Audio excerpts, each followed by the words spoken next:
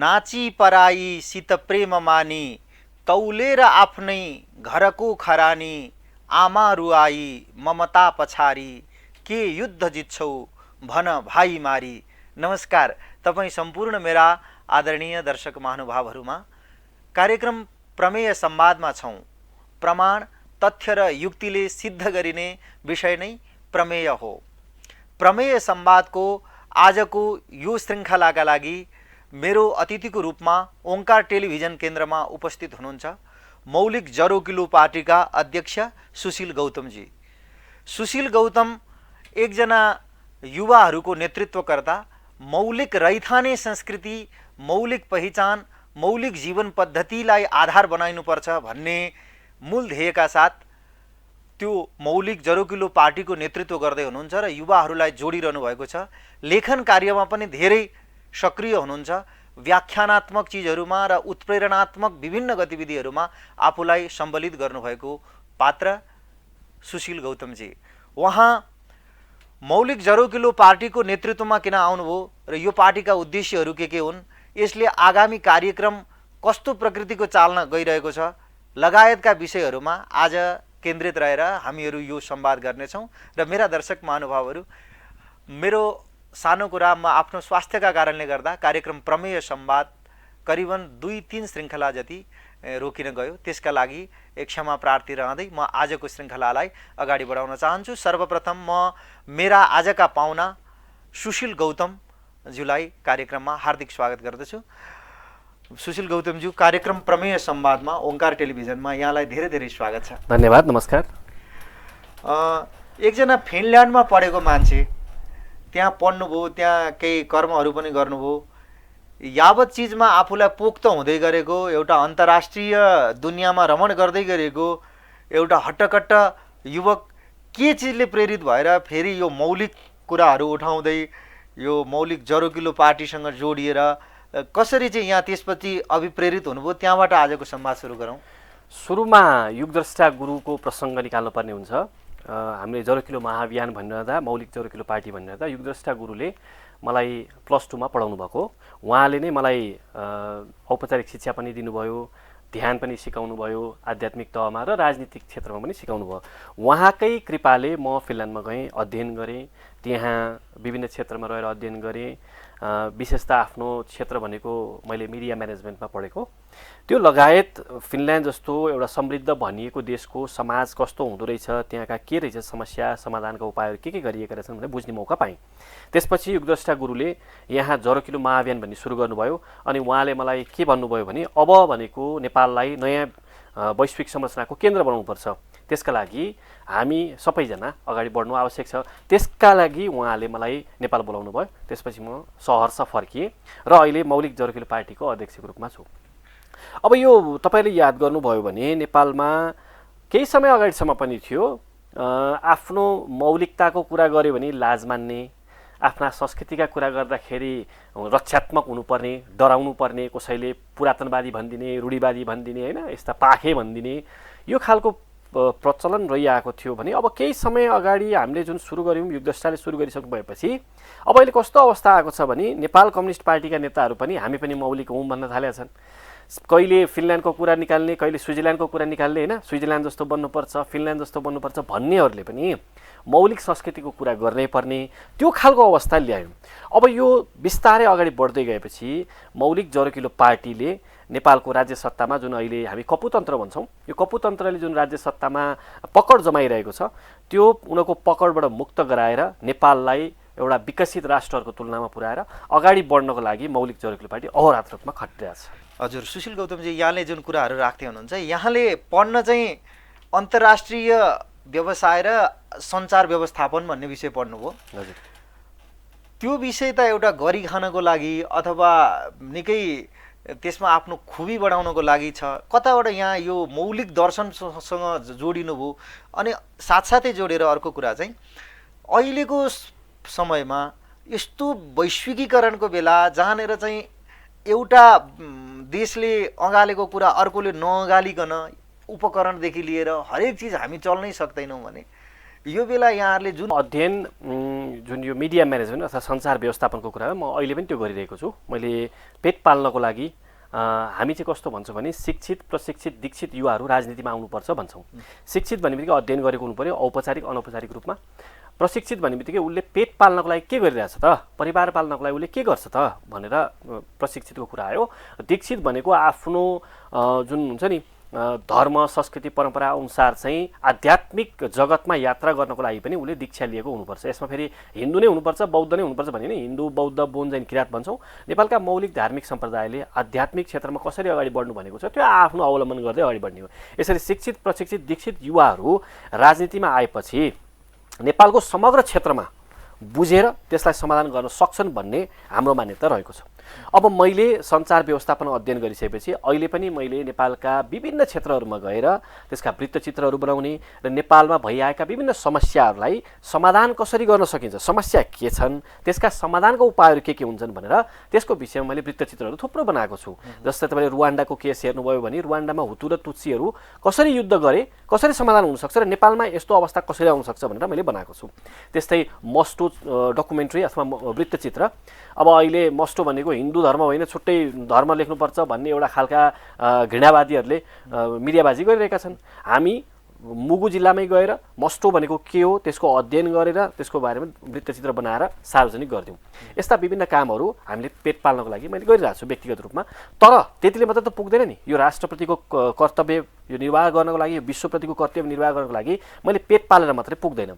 त्यसको लागि हामीले दार्शनिक चिन्तन, राजनीतिक क्षेत्रमा गर्न सकिने सैद्धान्तिक चिन्तन र यो आधारशिला चतुष्टयका कुराहरू र विश्व अब कसरी अगाडि बढ्नुपर्छ भन्ने विषयमा पनि सकारात्मक हस्तक्षेप गर्दै हामीले युगद्रष्टा गुरुले निर्माण गर्नुभएको सहरीयता दर्शन, राज्य राष्ट्र सिद्धान्त, आधारशिला चतुष्टय र स्थितिगत्यात्मक प्रगतिवाद भनेर ल्याएका छौँ। यो नेपालको लागि मात्रै होइन विश्वकै कल्याणको लागि गरिएको कुरो हो। अब तपाईँले अघि जुन भन्नुभयो हो विश्वमा अहिले जुन प्रविधिको क्षेत्रमा जुन विकास भएको छ, हामीले के बुझ्नुपर्छ भने पहिला मौलिकता भनेको के हो त्यो बुझ्नुपर्छ। मौलिकताको परिभाषाले के भन्छ भने नेपाली शब्दकोश अनुसार मौलिकता भनेको मूल कहाँ छ भन्ने एउटा अर्थ लाग्छ, अनि त्यसमा के नवीनता छ भन्ने अर्को अर्थ लाग्छ। दुईटै हुन्छ र यसले यो दुईटा नवीनता र मूल कहाँ छ भन्ने विषयले केलाई सङ्केत गर्छ भने स्थितिगत्यात्मक प्रगतिवाद भन्छ, स्ट्याटोडाइनामिक प्रोग्रेसिभिजम भन्छ इङ्ग्लिसमा भन्दा। आफ्नो मूलभूत कुरा पनि नछोड्ने, नयाँ आएका वैश्विक परिवर्तनलाई पनि आत्मसात गर्ने। अब आज हामीले जुन क्यामेरा राखेर बसिरहेका छौँ, मोबाइलमा च्याट गर्छौँ, दुनियाँ गर्छौँ, त्यो प्रविधिका कुरा भए। कोरियाबाट फोन ल्याइन्छ अरे, सामसुङ फोन ल्याउँदैमा हामीले कोरियन भाषा बोल्नुपर्छ भन्ने छैन। कोरियन भाषै बोल्ने, कोरियन संस्कृति मान्ने, कोरियन खाना खाने भन्ने हुँदैन। तपाईँ कोरियाबाट फोन ल्याउँछ त्यो एउटा नितान्त एउटा डिभाइस हो, एउटा माध्यम मात्रै हो। त्यो ल्याएर तपाईँले त्यसको त्यो फङ्सन पनि चेन्ज गरेर आफ्नो भाषा आफ्नो संस्कृति अनुसार ढाल्न सक्नुहुन्छ। त्यसमा तपाईँले भिडियो खिच्न सक्नुहुन्छ। त्यो भिडियो पनि विश्वलाई नै नेपालको संस्कृति कस्तो छ, नेपालको मौलिकता कस्तो छ, नेपालको हुन्छ नि विकासको मौलिक चिन्तन नेपालमा के थियो त्यो खिचेर तपाईँले संसारलाई देखाउन सक्नुहुन्छ। आज उतैबाट ल्याएका डिभाइसहरू प्रयोग गरेर नेपाली जनमा अहिले कस्तो परिवर्तन आइसकेको छ भने तपाईँले हेर्ने हो भने युट्युब त हामीले बनाएको होइन, अमेरिकामा बनाएको हो। तर युट्युब च्यानलमा तपाईँले हेर्ने हो भने प्रशस्त छन् त्यहाँ ढिक्री कसरी बनाउने, योमरी कसरी बनाउने, गुन्द्रुकको अचार कसरी बनाउने खानाको क्षेत्रमा भयो, संस्कृत भाषा कसरी बोल्ने, नेवारी भाषा कसरी बोल्ने त्यो भाषाको क्षेत्रमा भयो। भन्दा हाम्रा मौलिक भाषा धर्म संस्कृति परम्पराका कुरालाई पनि आधुनिक प्रविधि प्रयोग गरेर अगाडि बढ्न सकिन्छ। यो चाहिँ स्थितिगत्यात्मक प्रगतिवादको मूलभूत मान्यता हो। त्यही भएर हामीले के गरिरहेछौँ भने समाजलाई परिवर्तन गर्नुपर्छ। परिवर्तन कसरी गर्ने भन्दा कुनै एक ठाउँबाट ल्याएर फोटोकपी गरेर त्यो हुबहु कपी गर्ने होइन कि आफ्नो मूलभूत कुरा के हो त्यसलाई अविच्छिन्न राख्दै आएका नयाँ नयाँ परिवर्तन, प्राविधिक क्षेत्रमा आएका परिवर्तनहरूलाई आत्मसात गरेर त्यो प्रविधिलाई पनि आफूसँग ढालेर अगाडि बढ्ने त्यो गर्न सकिन्छ। हजुर, जस्तै संस्कृतिका कुराहरू आउँदाखेरि त एउटा हाम्रो चाडपर्व रीतिरिवाजवाला एउटा संस्कृति होला, अर्को चाहिँ हाम्रो दैनन्दिन जीवनसँग जोडिएको चिज होला। जस्तो प्रकारले पहिले व्यक्ति गाग्री लिएर ढुङ्गेधारामा पानी भर्न जान्थ्यो, त्यहीँ स्नान नुहाएर फर्किन्थ्यो, त्यहीँ गएर लुगासुगा धुन्थ्यो। त्यो पनि एक खालले हाम्रो संस्कृति हो, पूर्वजहरूले अभ्यास गरेको चिज हो।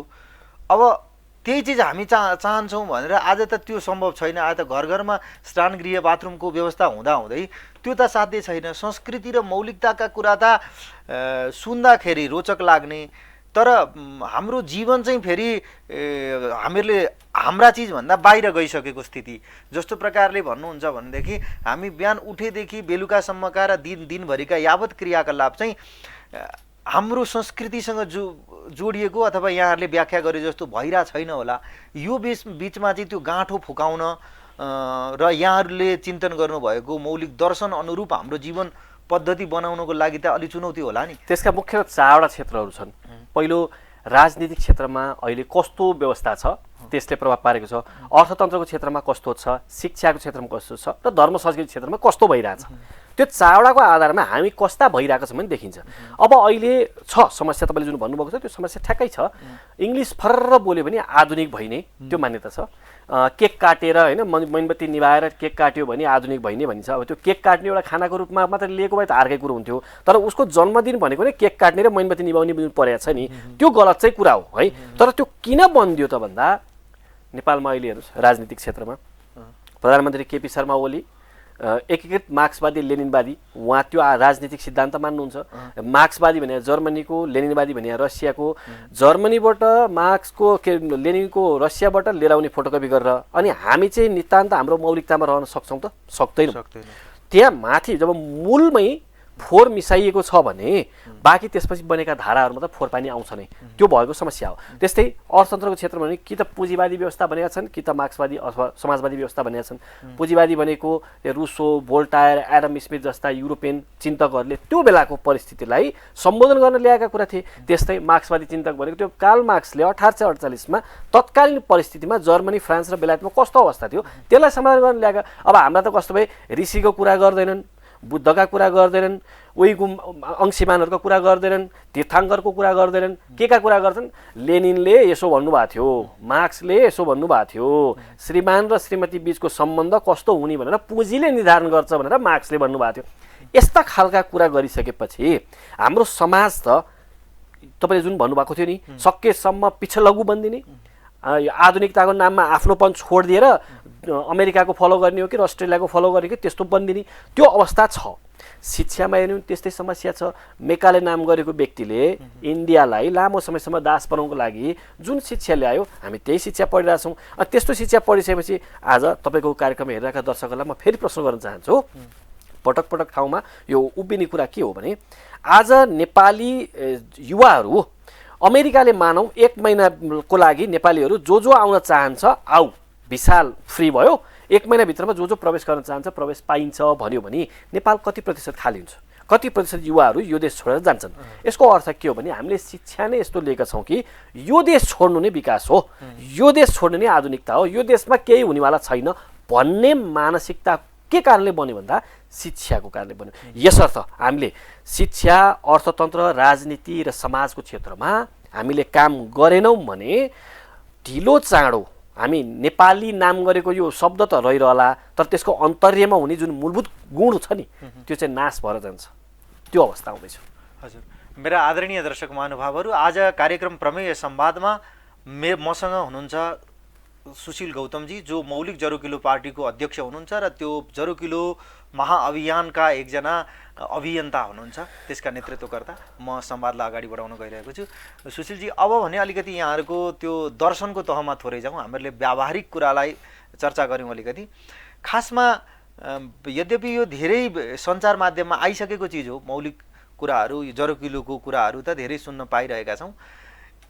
समग्रमा यहाँले अघि बुझाउनु भएको जो राज्य राष्ट्रका कुरा जो यहाँले निकाल्नुभयो अथवा आधारशिलाका कुरा, राज्य राष्ट्र सिद्धान्तलाई मेरा दर्शकले बुझ्ने भाषामा संक्षेपमा बुझाउनु पर्यो भने हो के यो? राज्य राष्ट्र बुझ्दाखेरि कम्पेयर एन्ड कन्ट्रास्ट भन्छ, राष्ट्र राज्य भन्ने बुझ्नुपर्छ। सुन्दा एउटा शब्द सुनिन्छ। राष्ट्र राज्य सिद्धान्त चाहिँ 1648मा के भयो भने युरोपमा क्याथोलिक र प्रोटेस्टेन्टहरू आपसमा लडे। किन लडे भन्दा क्याथोलिक राजा भइदियो नि प्रोटेस्टेन्टमाथि दमन गर्ने, प्रोटेस्टेन्ट राजा भइदियो भने क्याथोलिकमाथि दमन गर्ने, त्यस्तो भइदियो। त्यसपछि त्यहाँ ठुलो एउटा विद्रोह भयो। विद्रोहपछि 30 वर्षसम्म युरोपमा युद्ध भयो। त्यसपछि क्याथोलिक र प्रोटेस्टेन्टहरूको युद्धले जुन त्राइमाम भएको युरोपमा त्यहाँ एउटा सन्धि भयो, त्यसलाई भन्छ वेस्टफेलियाको सन्धि भन्छ। त्यो सन्धिको आधारमा चाहिँ के स्थापित भयो भने कसैको जात, भाषा, धर्म, संस्कृति, परम्परा जेसुकै फरक पनि हुन्छ नि अथवा विविधता हुन्छ नि, त्यो विविधतालाई चाहिँ राष्ट्रियता भन्ने अनि त्यो राष्ट्रियताको आधारमा नयाँ राज्य निर्माण गर्न पाउने भन्ने एउटा मान्यता स्थापित गर्यो। अब कुनै देशमा दुईटा भाषा छ भने द्विराष्ट्रिय राज्य हुने भयो, दुईटा जात छ भने द्विराष्ट्रिय राज्य हुने भयो, दुईभन्दा बढी हुने बित्तिकै बहुराष्ट्रिय राज्य हुने भयो उनीहरूको मान्यता अनुसार। त्यही भएर सिके राउतले के भने नेपालमा धोती लगाउने एउटा, टोपी लगाउने अर्को, दुईटा राष्ट्रियता छ त्यो भने। अब बाबुराम भट्टराईहरू के भन्दैछ, नेपालमा धोती लगाउने, टोपी लगाउने, नाकथेप्चो भएका, चुच्चो भएका भनेर बहुराष्ट्रिय राज्य छ भनिरहेका छन्। हामी के भन्छौँ भने यो वैदिक पूर्वकालदेखि वैदिक ग्रन्थ हेर्ने भने, बौद्ध ग्रन्थ हेर्ने भने, किराँत ग्रन्थ हेर्ने भने हाम्रो चाहिँ मान्यता के रहेछ भने तिम्रो जात, भाषा, धर्म, संस्कृति, परम्परा भनेको त्यो विविधता हो, समाजमा रहेको त्यो स्वाभाविक विविधता हो, राष्ट्रियता होइन। राष्ट्रियता भनेको जुन राज्यको नागरिक हो उसको राष्ट्रियता त्यही हुन्छ, राज्यको आधारमा राष्ट्रियताको निर्धारण हुन्छ भन्ने हाम्रो मान्यता रहेछ। अब यो हुने बित्तिकै के भयो भने अहिले संसारमा के छ भने संसारको हरेक देशहरूमा हेर्ने हो भने प्राय देशहरूमा के समस्या छ भने युरोपमा 115वटा विद्रोही समूह छ। जुन ठाउँमा राष्ट्र राज्यको परिभाषा बनेको थियो त्यही ठाउँमा अहिले मेरो पनि फरक भाषा हो, मेरो जात फरक छ, मेरो संस्कृति फरक छ, मलाई छुट्टै राज्य चाहियो भनेर त्यहाँ लडिरहेको छ। क्याटालोनियाको भर्खरै जनमत सङ्ग्रह भयो, 92%ले स्वतन्त्र हुने माग गरे तर त्यहाँ दिइएन। स्कटल्यान्डको जनमत सङ्ग्रह भयो, त्यो जनमत सङ्ग्रह स्वतन्त्र हुने माग चाहिँ कम भयो, 55%ले नहुने भन्नेमा गयो। यसरी संसारका हरेक देशहरूमा स्वतन्त्र हुनको लागि कोही हतियार उठाउने, कोही जनमत सङ्ग्रहको माग गर्ने भने के अवस्था हुन्छ, यहाँ घृणावादी कित्ताकाट हुन्छ। नेपालमा पनि त्यही अवस्था ल्याउन खोजिएको छ। थारूको छुट्टै राज्य, मगरको छुट्टै राज्य, छुट्टै राष्ट्रियता अरे अनि छुट्टै राज्य चाहियो अरे, गुरुङको छुट्टै चाहियो अरे। त्यो भयो भने आज त मगर जातिको आधारमा राज्य बल्ला, मगरमा पनि खाम मगर छ, पुन मगर छ, अनेक मगरहरू छन्, त्यहाँ पनि आपसमा खिचातानी हुन्छ, त्यहाँ फोट हुन्छ। त्यही भएर संसारलाई अब चाहिएको के हो भने यो पहिचानको आधारमा राजनीति गर्न थाल्यो भने यो निरन्तर द्वन्द्व चलिरहन्छ। त्यसको सहज समाधानको लागि सैद्धान्तिक आधारमै हाम्रो आफ्नै परम्परा, आफ्नो मौलिक संस्कृतिमा के रहेको थियो भनेर युगद्रष्टा गुरुले अध्ययन गर्नुभयो। त्यो अध्ययनको निचोड स्वरूप राज्य राष्ट्र भन्ने सिद्धान्त निर्माण भयो। त्यो राज्य राष्ट्र भन्ने सिद्धान्त चाहिँ कौटिल्यले अर्थशास्त्र भन्ने लेखेको 2300 वर्षपछि आएको हो। आजसम्म हामीले के गरेका थियौँ, केपी शर्मा ओलीले के गर्नुभयो, लेनिनवाद भन्नुभयो, रसियाबाट ल्याउनुभयो, बीपी कोइरालाले के गर्नुभयो, प्रजातान्त्रिक समाजवाद भन्नुभयो, इन्डियाबाट लिएर आउनुभयो होइन। माओवादीहरूले के गरे, माओवाद भने चीनबाट लिएर आए। अहिलेसम्म नेपालमा के गरेर थियो, कुन देशबाट फोटोकपी गरेर लिएर आउने भन्ने भइरहेको थियो। युगद्रष्टा गुरुले यहीँको अध्ययन गरेर संसारको परिस्थिति बुझेर नेपालमै राज्य राष्ट्र भन्ने सिद्धान्त अभिनिर्माण गर्नुभयो। अब राज्य राष्ट्र सिद्धान्त विश्वमा लागू भएन भने समस्या कहाँ देखा पर्छ भने हरेक जात, जाति, भाषा, धर्म, संस्कृति बिचको कित्ताकाट, तानातान, घृणा, द्वन्द्व भन्छ संसारमा फेरि ठुलो कलहको अवस्था आउँछ। त्यसको व्यवस्थापनको लागि नेपालबाट सिर्जना भएको सिद्धान्त विश्वमा देखेको जुन समस्याको समाधान गर्न जुन ल्याकत राख्छ नि त्यो हाम्रो लागि गौरवको कुरो हो। हजुर, डाक्टर निर्मलमणि अधिकारीज्यूले त्यो राज्य राष्ट्र सिद्धान्तको अभिनिर्माण गर्नुभयो, निरूपण गर्नुभयो, त्यसमा यहाँहरू जोडिनुभयो। तर एउटा विचारकले त विचार दिने हो, ऊ आफै त्यो कार्यान्वयनको कित्तामा जान सक्छ सक्दैन। कार्यान्वयनको जिम्मा यहाँहरूले लिनुभएको छ। यसमा युवाहरूलाई कसरी जोड्दै हुनुहुन्छ यहाँले राज्य राष्ट्रका सूत्रहरू पढाएर त्यसको सैद्धान्तिक ज्ञान बाँडेर अथवा मौलिकताका अभिभाषणहरूले युवाहरूलाई झकझक्याउन त यहाँहरूले सक्नुहोला, तर उनीहरूको दैनन्दिन जीवनलाई कहाँनिर जोड्नुहुन्छ। आफ्नो आधारभूत आवश्यकता पनि हुन्छ मान्छेको, आर्थिक उपार्जन कसरी गर्छ उसले। त्यो भएर यो विचारसँग युवाहरूलाई कसरी यहाँहरूले समेट्दै हुनुहुन्छ र युवाहरूको जीवनोपयोगी चिजहरूलाई कसरी जोड्दै हुनुहुन्छ, यो मैले यसमा दुईटा कुरा जाउँ। जस्तै राज्य राष्ट्र चाहिँ योको मौलिकताको आधारमा निर्मित राजनीतिक सिद्धान्त हो, यसको राजनीतिक तरिकाले चर्चा गर्नु पर्यो भने तपाईँले जुन प्रयोग गर्नुभएका शब्दहरू छन् अथवा समस्याका कुराहरू छन् त्यो चाहिँ युवाहरूलाई जोड्नको लागि हामी उद्यमशीलताको कुरा गर्नुपर्ने हुन्छ होइन। सुरुमा मैले यो राज्य राष्ट्र सिद्धान्त कसरी अवलम्बन गर्न सकिन्छ भन्दा अब अहिले हामी राजनीतिक दलको रूपमा खडा भयौँ, हाम्रा यो देशभरि जुन कार्यक्रमहरू भइरहेका छन्, ठाउँ ठाउँमा सङ्गठन निर्माणहरू भइरहेका छन्, त्यहाँबाट हामीलाई के प्राप्त हुन्छ भने अब आउँदो चुनावमा हामी देशभरिबाट उम्मेदवार दिएर एउटा राष्ट्रिय पहिचान सहितको पार्टी 2 वर्ष मात्रै खडा भएको होइन, राष्ट्रिय पहिचान सहितको नेपालको एकमात्र जरो पनि नेपालमा भएको, किलो पनि नेपालमा भएको पार्टी राष्ट्रिय पहिचान सहित अगाडि आउँदैछ।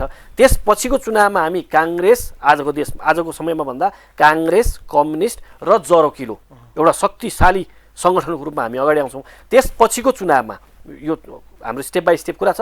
त्यसपछिको चुनावमा हाम्रो क्षमता यति बढेर जान्छ कि हामी यो संविधान नै परिवर्तन गराउनेवाला छौँ।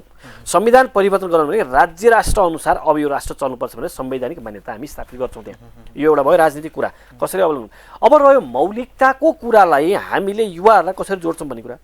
तपाईँले याद गर्नुभयो होला, अहिले भर्खरै पनि प्रदेश नम्बर 1 मा शशिकला राईले के भन्नुभएको थियो भने, धेरै भएको छैन 3-4 महिना भयो उहाँले भन्नुभएको कि विदेशी रक्सी चाहिँ आयात गर्ने तर स्वदेशी रक्सी चाहिँ पुलिसले गएर घोप्ट्याउने, यसो गर्नुहुन्न भन्नुभयो। हामीले यही कुरो 2 वर्षभन्दा बढी भइसक्यो उठाएको, पटक पटक भिडियो हेर्नुहोस्, लेख हेर्नुहोस्, दुनियाँमा हामीले उठाएको उठाइछौँ।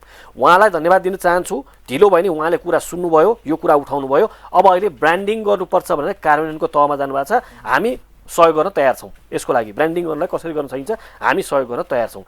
यो एउटा सानो उदाहरण हो।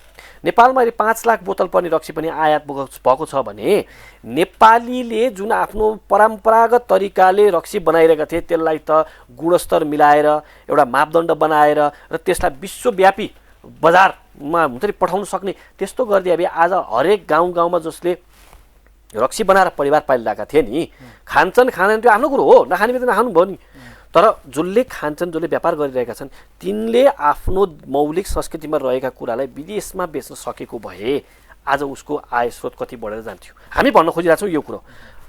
संसारमा हेर्नुहोस् 200 वटा भन्दा बढी ब्रान्डको पिज्जा बिक्छ। पिज्जा कहाँबाट आएको? इटालीबाट आएको। बर्गर हाउस हेर्नुहोस् संसारभरि खोलेको छ। नेपालमा पनि अहिले क्रन्ची यो के बर्गर हाउसहरू खोलेको छन्। जर्मनीबाट बर्गर आएको। नेपालको ढिक्री चिन्नुहुन्छ भनेर सोध्यो भने युवाहरूलाई थाहा छैन। योमरी भनेको थाहा छ भनेर काठमाडौँ बाहिर सोध्यो भने थाहा छैन। नेपालको आफ्नो ढिक्री, योमरी, कोदाका रोटी, भक्काका कुरा गर्दा थाहा नपाउने, तर गाउँमा बर्गर र पिज्जा पुग्ने, यो के कारणले भयो? यस्तो यो अवस्थालाई हामीले परिवर्तन गरेर सोच्नु त हामीले ढिक्री पोको पार्दै युरोपमा निर्यात गर्न सक्यौँ भने ढिक्री बनाउनेले काम पायो, प्याकेजिङ गर्नेले काम पायो, ढुवानी गर्नेले काम पायो, बिक्री वितरण गर्नेले काम पायो नि। यसरी हामीले आय स्रोत बढाउन सक्छ सक्दैनौँ। यस्ता त कैयौँ कुरा छन्, एउटा मात्रै कुरा होइन, यस्ता कैयौँ कुराहरू छन् जुन हामीले गर्न सकेका छैनौँ। किन गर्न सकेका छैनौँ भन्दा 2007 सालदेखि फोटोकपीधारीहरू आइदिए। उनीहरूलाई यहाँको मौलिकताको बारेमा अध्ययन गरेर अगाडि जान सकिन्छ भन्ने केही थाहा छैन। उनीहरूले गर्ने भनेको यति हो कि अमेरिकामा के भयो त्यही गर्नु पर्यो, जापानमा के भयो त्यही गर्नु पर्यो। हाम्रोमा के थियो पहिला? हाम्रो इतिहासमा हेऱ्यो भने पनि त लिच्छवीकालमा त स्वर्णकाल भनेर त चिनिएको छ। नेपालको मौलिक संस्कृतिमा रहेका उद्यमशीलताका विषयहरूलाई पहिचान गरेर त्यसलाई देशव्यापी रूपमा फैलाउन सकेको भए आज कहाँ पुग्थ्यो नेपाल? हामीले गर्न खोजेको यो र सम्पूर्ण युवाहरूलाई पनि आग्रह गर्न चाहन्छु। जस्तै साधारण उदाहरण दिँदाखेरि हामीले के गर्यौँ? चीनबाट 1 अर्बको जनै आउँदो रहेछ भनेर पत्रिकामा आयो है। अब त्यो तथ्याङ्कमा नजाउँ हो होइन थाहा छैन, तर पत्रिकामा 1 अर्बको आउँछ भनेर लेखिएको थियो। हामीले के गर्यौँ भने जनै बनाउने जुन तालिम दियौँ त्यो तालिम दियौँ र केही उत्पादन पनि गऱ्यौँ। समय थोरै थियो, एउटा उदाहरण मात्रै दिएको है। 1000 वटा बनायौँ, 700 वटा बेच्यौँ जनै। चीनमा जनै लाउँदैन, उसले उत्पादन गरेर नेपालमा पठाइदिरहेछ भने हामी आफ्नै संस्कृतिमा रहेका उद्यमशीलताका कुराहरूलाई पहिचान नगर्ने, विदेशबाट आयात गरेर गर्ने त्यस्तो अवस्था रहिरह्यो भने न हाम्रो संस्कृति रहन्छ। हामी त त्यसपछि के हुन्छ, यो देशमा काम पाउँदैन भने विदेश जाने, साउदी जाने, मलेसिया जाने, दुबई जाने सकिन्छ, अस्ट्रेलिया यता जाने, त्यस्तो अवस्था आउँछ। हामी हाम्रो मौलिक संस्कृतिमा रहेका केही कुरालाई अगाडि लिएर बढ्ने हो भने सकिन्छ। अर्को हामी के गर्छौँ, जस्तो उद्यमशीलताका कयौँ कुराहरू छन्। हाम्रा त नवाचार समूह पनि छ जसमा नयाँ नयाँ कुराहरूको अध्ययन अनुसन्धान गरिन्छ। तपाईँ क्याडबरी चकलेट भनेर संसारभरि बिकिन्छ, संसारभरि फैलिएको छ। त्यसको जुन हेर्नुहोस् आकर्षक ब्रान्डिङ यताउता छ, तर पुस्तकारीको कहिले ब्रान्डिङ गरियो त? तपाईँलाई पुस्तकारीको कुनै ब्रान्डको नाम थाहा छ त? छैन। हामी हाम्रो चिजमा भएका कुरालाई पनि ब्रान्डिङ गरेर आकर्षक तरिकाले मार्केटिङ गरेर त्यसलाई संसारभरि बेच्नु खोजे भए पुस्तकारी चाहिँ नमिठो, क्याडबरी चकलेट मिठो त होइन नि। पुस्तकारीको आफ्नै टेस्ट छ, क्याडबरी चकलेटको आफ्नै टेस्ट छ। स्विजरल्यान्डमा बनेको क्याडबरी चकलेट देशभरि छ्याप्ती बनाइएको सकिन्छ भने संसारभरि नै फैलिएको छ भने नेपालको पुस्तकारी किन जान सक्दैन? यस्ता त कयौँ कुरा छन्। हजुर, यहाँले अहिले व्याख्या गर्दै गर्दा मलाई एकदम यहाँको जुन निर्भीकताका साथ यहाँले बुझाइरहनु भएको थियो। अब आउँदो चुनावमा चाहिँ हामी एउटा शक्तिशाली सम्पन्न दलको रूपमा प्रतिस्थापित हुन्छौँ र त्यसपछि अर्कोमा हामी नेतृत्व गर्ने हैसियतमा पुग्छौँ भन्नुभयो। यहाँले यसलाई राजनीतिक रूपमा भन्नुभएको कि यहाँलाई साँच्चै नै त्यो गर्न सक्छौँ भन्ने विश्वास भएर भन्नुभयो हो? यदि पुरै निर्भर भएरै म सक्छु भन्ने एउटा आत्मविश्वासका साथ भन्नुभएको हो भने त्यसको शिला कस्तो त, बाटो कस्तो, कुन ध्रुवबाट जाँदाखेरि सकिन्छ भन्ने यहाँहरूको त्यस्तो गृह कार्य के छ त? अहिले हामीले गर्ने भनेको जनजनमा पहिलोचोटि भइरहेछ नेपालको समाजमा कि मौलिकताको चर्चा यति घनीभूत रूपमा गएको छ। हामी जुन ठाउँमा गएर बोलिरहेका छौँ त्यहाँ सबैले सैद्धान्तिक कुरा बुझ्छन् भन्ने छैन, तर त्यहाँ के कुरा चाहिँ बुझिन्छ भने मैले बनाएको मुलाको अचार पनि युरोप अमेरिकामा निर्यात गर्न सक्ने अवस्था आउने हो भने मैले मुलाको अचार बनाएर बेच्छु र यसलाई राज्यले झन् प्राथमिकता दिएर अगाडि बढाउँछ भने यसलाई किन नजाने, योतिर किन नजाने भन्ने मान्यता चाहिँ गाउँ गाउँमा अहिले फैलाइसकेका छौँ हामीले। यस्ता कैयौँ विषयहरू छन्, हरेक विषयमा हामी चर्चा गर्दै गर्दै सङ्गठनमा आबद्ध हुने क्रम बढ्दो छ। यसरी हामीले एकपछि अर्को राजनीतिक क्षेत्रमा अगाडि बढ्नको लागि त सङ्गठनै निर्माण गर्ने हो। यसरी हामीले गाउँ गाउँमा गएर त्यहाँका मौलिक चिजहरूलाई अगाडि लगेर सङ्गठन निर्माणलाई प्राथमिकता दिइरहेका छौँ। अब यो अहिले समस्या चाहिँ के छ, कोरोनाको कारणले गर्दाखेरि हरेकलाई समस्या परेको छ, यो हामीलाई मात्र होइन सबैलाई समस्या परेको छ। यो अवस्थाबाट हामीले हिजोसम्म मौलिकताका कुरा गर्ने नहुने, डराउने, लजाउने, रक्षात्मक हुनुपर्ने त्यस्तो अवस्था थियो भने अब अहिले हामी आफै अग्रसर भएर म पनि मौलिक हुँ भनेर दाबी गर्नुपर्ने अवस्था ल्याएको छ नि। यो हाम्रो वैचारिक विजय हो। एकपटक जब वैचारिक विजय गरिन्छ नि त्यसपछि बाँकी रहने भनेको त सङ्गठन बढाउने नै हो, प्राविधिक काम हो, त्यो बढ्दै जान्छ। हामीले चुनावमा सबै क्षेत्रबाट मुख्यतः हामीले अहिले युवालाई किन प्राथमिकता दिइरहेछौँ, प्रौढ पनि छन्, मार्गनिर्देश गर्नको लागि प्रौढहरू पनि हुन्छ। हामीले अहिले गर्न खोजेको के हो भने नेपालमा सबभन्दा ठुलो समस्या के हो भने अनायका विनश्यन्ति नश्यन्ति बहुनायका भन्छ नि, त्यो संस्कृतको नीति वचन छ नि। नेपालको समस्या के देखियो भने नेपाल कम्युनिस्ट पार्टी हेऱ्यो भने केपी ओली र प्रचण्डको जुन तनावले गर्दा बहुमती सरकार गर्लाम गुरुङ ढल्यो गयो। नेपाली काङ्ग्रेस हेर्ने रामचन्द्र पौडेल र शेरबहादुर देउवा त कहिलेदेखि जुदिया हो, अहिलेसम्म जुत्दैन, अबको 10 वर्ष पनि जुन्नेवाला छन्, सधैँ त्यही रहिरहन्छ। राप्रपा कतिवटा नेता छन्, जसपा त भन्नै परेन, जनता समाजवादी पार्टीमा त नेता छन्, त्यहाँ 7-8 जना कतिजना अध्यक्ष छन् क्या, होइन? त्यस्तो ठाउँ अहिले अवस्था नेपालमा छ कि नेता पनि नहुने, एउटा विश्वासिलो नेता पनि नहुने, तर सबैलाई नेता बन्नुपर्ने, यो समस्या छ। हामीले एउटा कस्तो सूत्र अगाडि सार्यौँ भने विशिष्ट नेतृत्व, सामूहिक कर्तृत्व, संस्थागत स्वामित्व, यो सूत्रलाई अगाडि बढ्यौँ। विशिष्ट नेतृत्व नेपालको सबभन्दा ठुलो अहिलेको आवश्यकता हो। कसलाई मान्छन् नेपालमा अहिले राजनीतिक दलहरू हेर्ने भने कसलाई मान्छन्? नेपालको सर्वमान्य व्यक्ति को छ? कोही छैन। हामीले यस्तो युगद्रष्टा स्थापित गरेका छौँ, हामीले पाएका छौँ, हाम्रो आशीर्वाद पाएको छौँ उहाँबाट।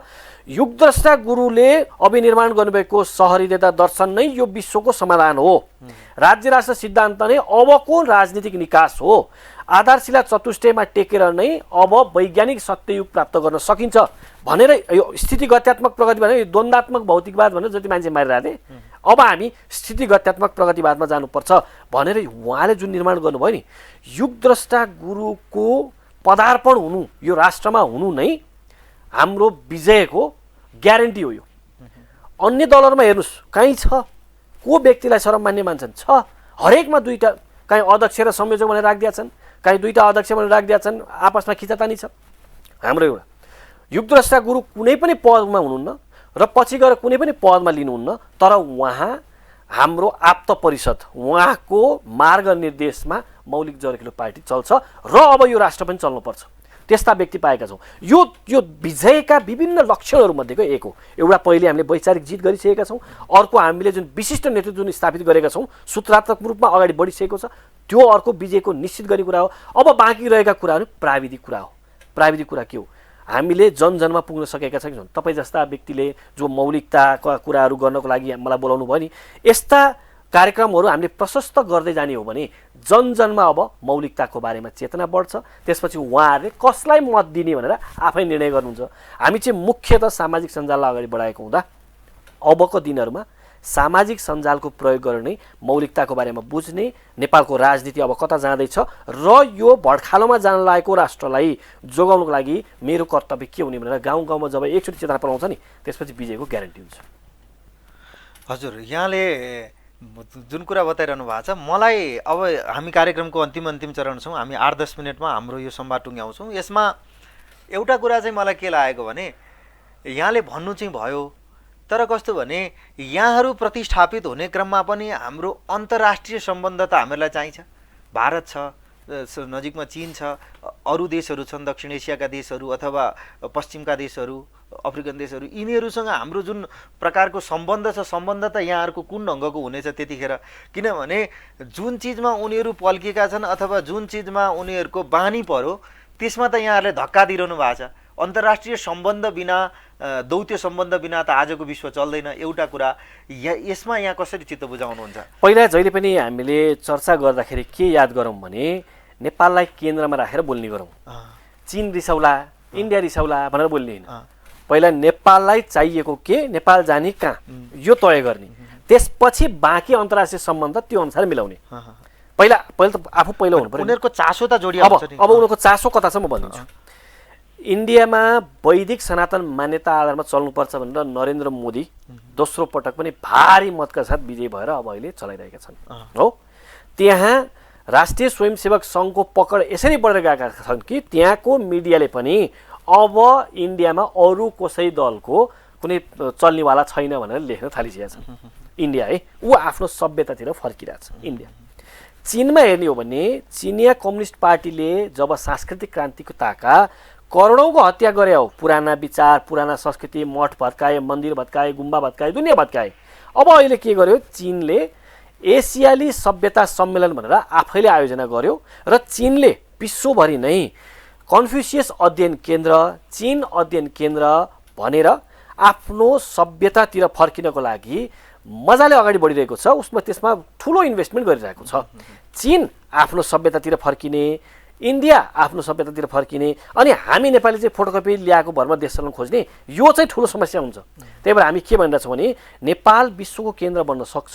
कसरी सक्छ भन्दा चीन र इन्डिया जुन विशाल छिमेकी राष्ट्रहरू छन् नि, उनीहरूलाई रणनीतिक स्वार्थ, आर्थिक स्वार्थ यस्तोको आधारमा सम्बन्ध बनाउने होइन के, अन्तर्राष्ट्रिय सम्बन्धको नाममा रणनीति मात्र खेल्ने होइन।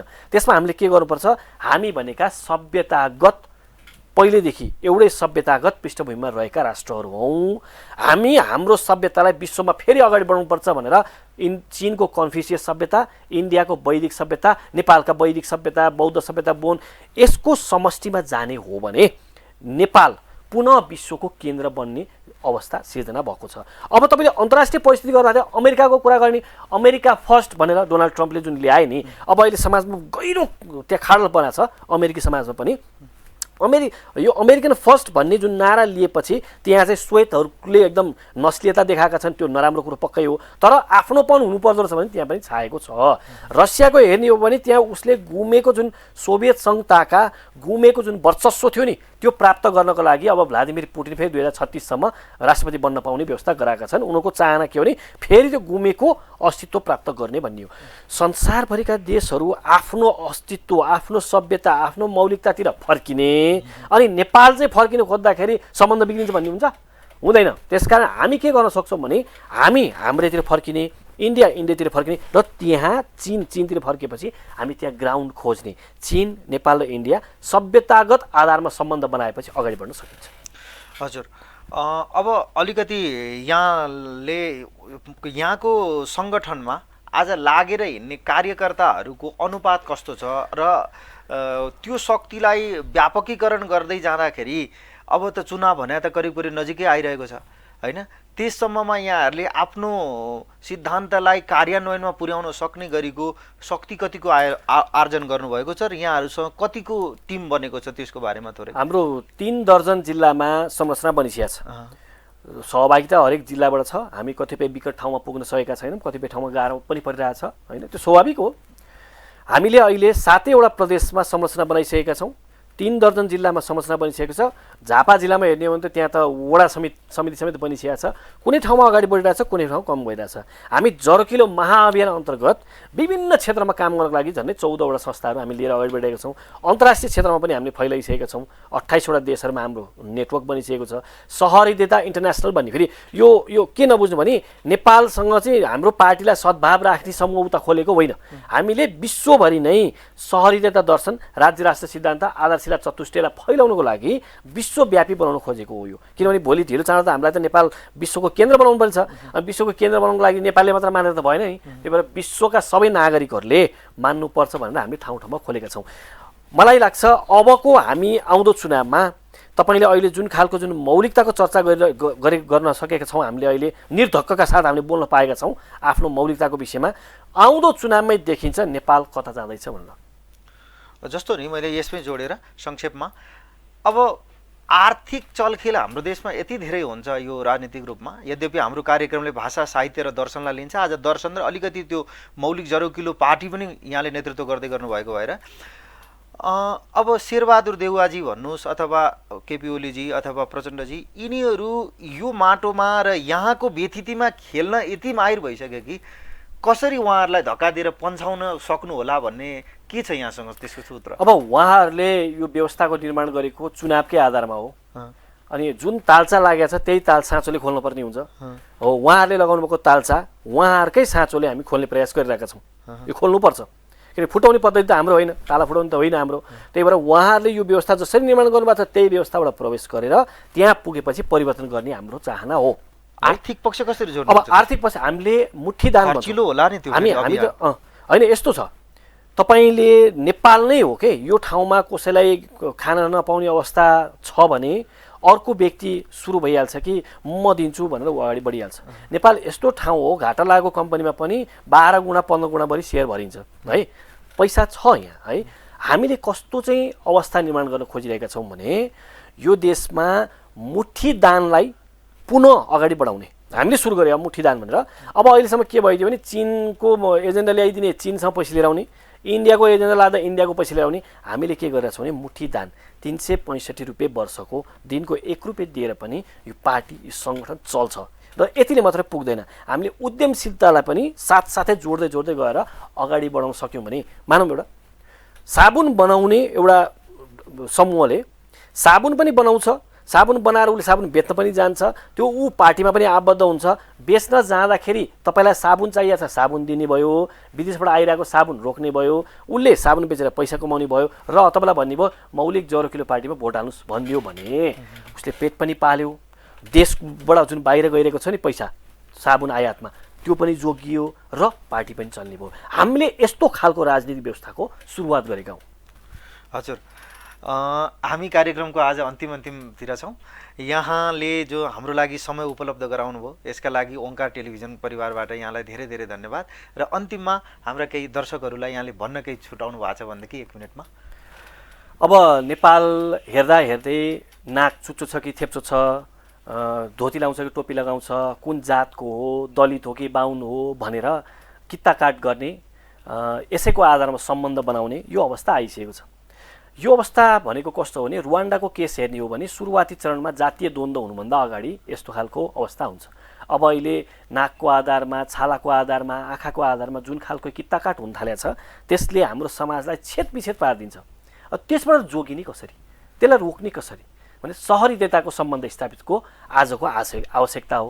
त्यसकारण अबको संसार भनेको सहरीयता दर्शनलाई लिएर राज्य राष्ट्र सिद्धान्त, आधारशिला चतुष्टय र स्थितिगत्यात्मक प्रगतिवाद यो मूल मन्त्र नै बनेको छ।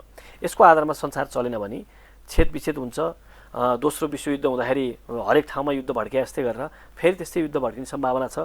तपाईँ चाहे यो हन्टिङटनको कुरा सुन्नुहोस्, चाहे युवल नोआ हरिहरीको कुरा सुन्नुहोस्, यो कता कता त्यतै गइरहेको छ। त्यसको सहज व्यवस्थापनको लागि युगद्रष्टा गुरुले जुन अभिनिर्माण गर्नुभएको छ, उहाँले अभिनिर्माण गर्नुभएको दर्शनवाद सिद्धान्त प्रतिमान नै अबको निकास हो भन्दै सम्पूर्ण युवाहरूलाई आग्रह गर्न चाहन्छु, अब आफ्नो मौलिकतातिर फर्क्यौँ।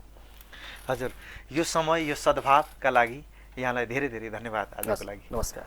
हजुर, आदरणीय दर्शक महानुभावहरू, कार्यक्रम प्रमेय संवादको आजको यो श्रृङ्खलाबाट हामी विराम लिन गइरहेका छौँ। यहाँहरू सबैको भलाइ होस्। कार्यक्रम यहाँले नियमित हेरिरहनु भएको छ र आफ्ना प्रतिक्रिया पनि अवश्य राख्नुहोला। म कार्यक्रम सञ्चालक आकाश निलम गोविन्द पनि मेरा अतिथि सुशील गौतम मौलिक जरोकिलो पार्टीका अध्यक्षका साथ आजको यो उपक्रमलाई यहीँ टुङ्ग्याउन गइरहेको छु। हवस् त, धन्यवाद, नमस्कार।